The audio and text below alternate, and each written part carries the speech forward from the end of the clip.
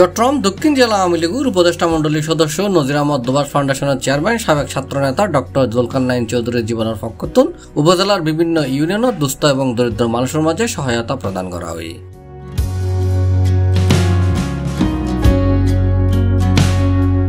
নজির আহমদ দুবাস ফাউন্ডেশন প্রত্যেক দিন হননা হন জাগাত ন্যায্যে মানবিক কার্যক্রম চালাইদার।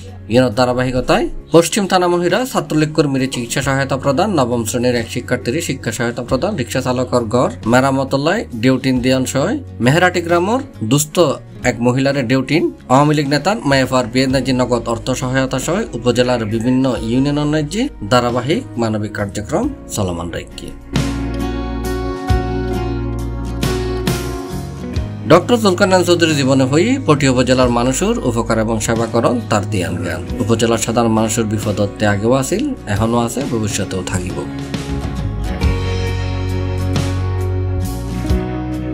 C+ চট্টগ্রাম।